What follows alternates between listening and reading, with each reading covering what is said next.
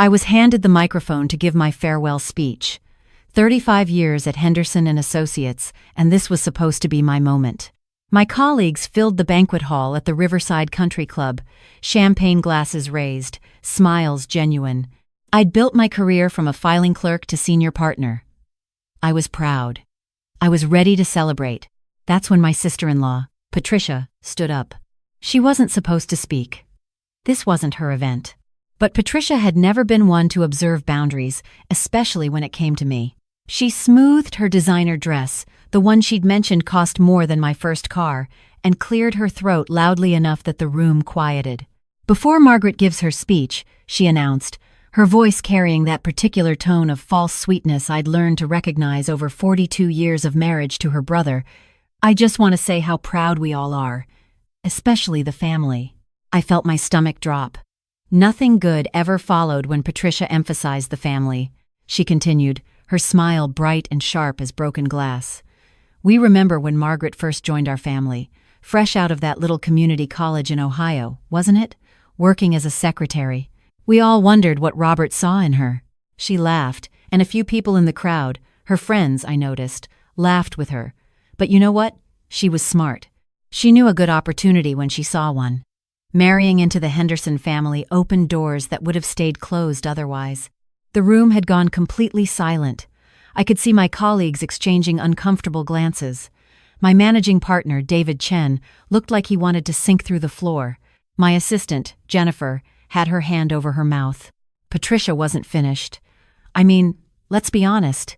Would a girl from nowhere, Ohio, with a 2-year degree from Miller Community College have made senior partner at a prestigious firm like this without the Henderson name, without Robert's connections, without his family's reputation in this city? She raised her glass. So here's to Margaret. Proof that marrying well is sometimes the best career move a woman can make. She drank. A few people, maybe 5 or 6, all her social circle, clinked glasses and drank with her. The rest of the room sat frozen. My daughter, Emma, who'd flown in from Seattle for this, stood up from her table. "Mom, you don't have to." I held up my hand.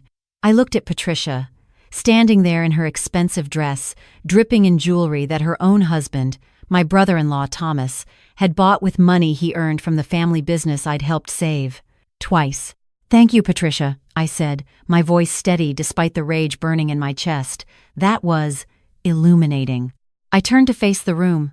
200 people, many of whom I'd worked alongside for decades. They knew me. They knew my work. But I could see the question in some of their eyes now, the seed of doubt Patricia had planted so expertly. You know what? Patricia's right about one thing. I did marry Robert Henderson. Best decision I ever made, but not for the reasons she thinks. I paused, making sure I had everyone's attention. I met Robert in 1982 at a legal aid clinic. I was volunteering there while working full-time as a paralegal and taking night classes. Robert had just passed the bar and was doing pro bono work. We fell in love over case files and terrible coffee from a machine that barely worked. I could see Robert at his table, nodding, remembering. He knew where this was going. After 42 years, he always knew. Patricia mentioned my community college degree. She's right. I started at Miller Community College in Ohio because that's what my single mother could afford. What Patricia doesn't mention is that I transferred to Ohio State, graduated summa cum laude, got a full scholarship to Columbia Law School, and passed the bar exam on my first try with one of the highest scores in New York that year. That was 1985. 3 years after I married Robert, I saw Patricia's face beginning to change, the smug smile wavering. Robert's family name is Henderson, but his family firm? That was Henderson Brothers Textiles. It went bankrupt in 1987. Robert was a junior associate at a mid-sized firm making $38,000 a year. We lived in a 1-bedroom walk-up in Queens. I was pregnant with Emma and working at a legal clinic, making even less. The room was absolutely silent now. Even Patricia's friends had stopped smiling. I joined Morrison & Associates, which later became Henderson & Associates, in 1988. I made junior partner in 1993 based on my work on the Pelham Industries merger. I made senior partner in 2001 when I brought in the Chen Technologies account, which remains our largest client today. I nodded at David Chen. The firm added Henderson to its name in 2003, but that Henderson isn't from Robert's family. It's my married name, yes, but I earned it here, in this building, over 15 years of 70-hour weeks and winning cases that other lawyers said were unwinnable. Patricia had gone pale. She started to sit down. "Please don't sit yet, Patricia," I said quietly. "I'm not finished." She froze, half lowered into her chair. "You mentioned the Henderson family reputation in this city. You're right that it matters. But let me tell you about that reputation." I turned to face her directly.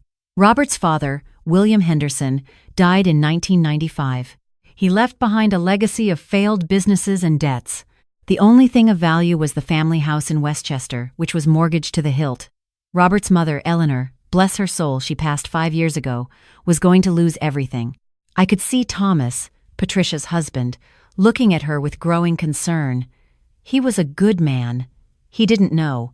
None of them knew what I was about to say. Robert and I bought that house. We paid off the mortgage, cleared the debts, and let Eleanor live there until she died. The house was worth about $400,000 then. It's worth close to $2 million now. When Eleanor passed, the house went to her 3 children, Robert, Thomas, and your other brother, James. Patricia's hands were shaking. She knew.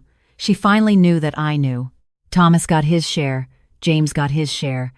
But Patricia, I looked at her steadily, you convinced Eleanor, in her final months, to sign over her portion of the house to you. Just you. Not you and Thomas together. Just you. Eleanor was on hospice, on pain medication, barely able to sign her name. But you brought papers and told her it was for tax purposes. Thomas stood up. What? Margaret, what are you talking about? I'm talking about the fact that Patricia owns a share of that house that should have been split between her and you. I'm talking about the fact that when we sold it last year and distributed the proceeds, she got $666,000. You got $333,000. You should have each gotten $500,000. The room erupted. Thomas was shouting at Patricia. Patricia was trying to talk over him. My brother-in-law, James, sitting near the back, looked absolutely stunned. I waited for the noise to die down. I know this because I was Eleanor's lawyer. I handled her estate. When she signed those papers, she called me the next day, confused, asking what she'd signed. I looked into it. Patricia had used a lawyer friend to draw up a document that made it look like Eleanor was updating her will, but it was actually a transfer of property rights. Eleanor was horrified. She wanted to fix it, but she died 2 weeks later. "You're lying!" Patricia shrieked. "You've always been jealous of me. You've always—" "I have the documents," I said calmly. "I've had them for 5 years. I've kept quiet because Eleanor asked me to. She didn't want family drama at the end of her life. She said, 'Margaret, let it go. The truth always comes out eventually.' I respected her wishes. But you standing up here today, Patricia, on my day, trying to diminish my life's work by suggesting I rode Robert's coattails to success? That I don't deserve what I've earned?" I shook my head. Eleanor was wrong. Sometimes the truth needs help coming out. I reached into my purse and pulled out a manila envelope. These are copies of the documents. The original power of attorney that Eleanor signed, giving Patricia the right to sell her portion of the house.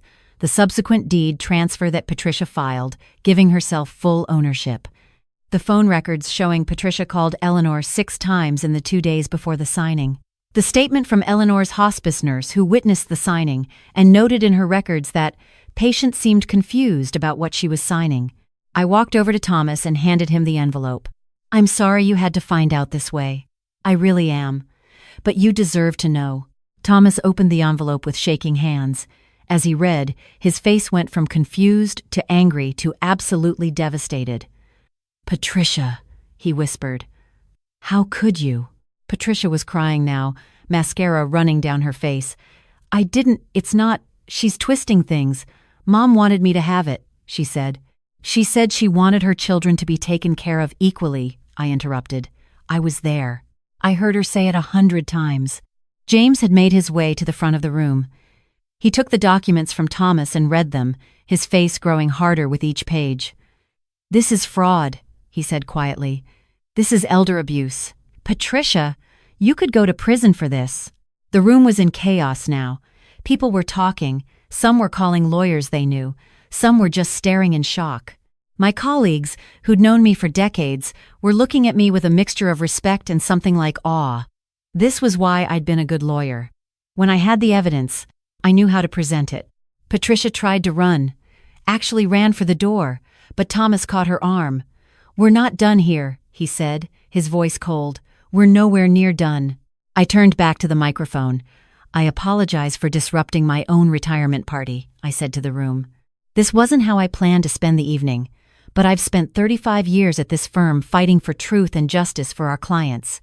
I wasn't about to let lies stand unchallenged about my own life." David Chen started clapping. Then Jennifer. Then the whole room erupted in applause. Real applause, not the polite golf claps people give at corporate events.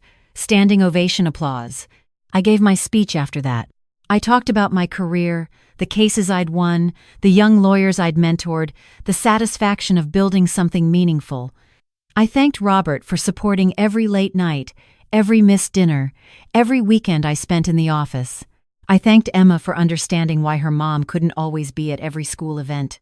I thanked my colleagues for making this place feel like home. I didn't mention Patricia again. She'd left by then anyway, Thomas and James following her, demanding answers she couldn't give. Later that night, Robert and I sat on our porch, the city lights spread out below our apartment. We'd moved here from that walk-up in Queens 20 years ago, bought this place with money I'd earned. "You didn't have to do that," Robert said, but he was smiling. "Destroy my sister at your retirement party." "She shouldn't have come for me," I said simply. "Not today. Not like that. Mom would have been proud. You honored her wishes for 5 years. That's longer than most people would have waited. I would have waited forever if Patricia had just kept her mouth shut."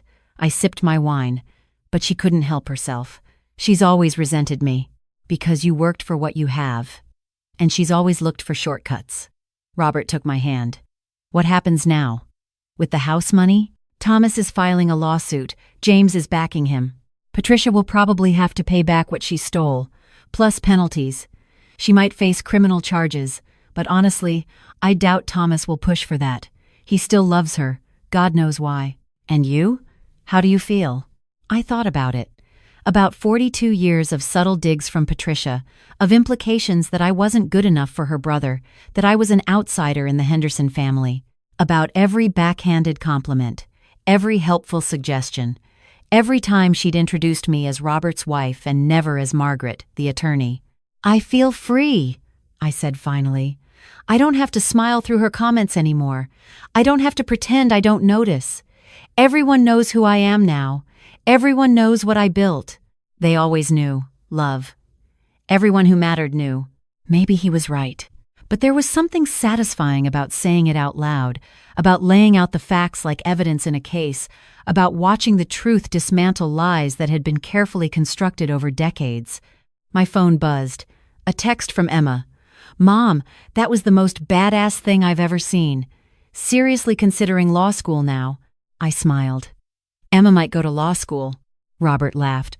"God help us all. One of you was terrifying enough." We sat in comfortable silence, the kind that comes after 42 years of marriage. In the distance, I could hear the city that I'd made my home, the city where I'd built my career from nothing, where I'd proven every doubter wrong, where I'd earned every single thing I had. Patricia had tried to take that from me tonight. She'd tried to reduce my life's work to a marriage contract, to connections I never used, to a family name that wasn't even mine when I started. She'd failed. Because the truth is, I didn't need Robert's family name. I didn't need connections or shortcuts or backdoor advantages. What I needed was what I'd always had, the willingness to work harder than anyone else, the ability to see through lies to the facts underneath, and the courage to speak up when it mattered. I'd built my career the same way I'd handled tonight, with evidence, with clarity, and with the unwavering belief that the truth, when presented correctly, is the most powerful weapon in any arsenal. Patricia learned that lesson tonight. She learned it in front of 200 witnesses, in the place where I'd spent 35 years proving that a girl from Ohio, with nothing but brains and determination, could build something extraordinary. Some people marry up. Some people use connections. Some people take shortcuts and steal from their own family members. And some people just do the work. I did the work. Every single day for 35 years, and no one, not Patricia, not anyone, could ever take that away from me. Robert squeezed my hand. Ready for retirement? I laughed. Actually, I got an email from a women's rights nonprofit today. They want me to join their board, help mentor young women lawyers from disadvantaged backgrounds, girls like I was. Of course they do. You're exactly who they need. I said yes. Of course you did. We sat there as the stars came out over the city, and I thought about those girls I'd be mentoring. Girls who'd been told they couldn't, who'd been told they weren't good enough, who'd face 1,000 Patricias in their lives telling them they only succeeded because of luck or marriage or someone else's help. I'd tell them the truth. I'd tell them about the work, about the late nights, about passing the bar with high scores and making partner through cases won and clients earned. I'd tell them about tonight, about standing up for yourself when it matters, about having evidence and using it wisely. And I'd tell them what Eleanor told me, even though she was wrong about letting things go. The truth always comes out eventually. Sometimes it just needs a little push. And sometimes that push needs to come at exactly the right moment, in exactly the right way, with exactly the right evidence. That's what 35 years as a lawyer teaches you. That's what a lifetime of fighting teaches you. You wait for your moment, you gather your evidence, you present your case, and you win. I won tonight, not because I destroyed Patricia, though I did that too. I won because 200 people who'd watched me work for decades heard the truth about who I am and what I built. I won because my daughter saw me stand up for myself and thought, I could do that too. I won because Thomas and James finally understood what their sister had done, and justice would be served. But mostly, I won because when Patricia tried to reduce my life to a convenient marriage and borrowed connections, I had the receipts to prove otherwise. In law, in life, in everything that matters, always have the receipts. That's my legacy. That's what I built. That's what I'm proud of. And no one can ever take that away.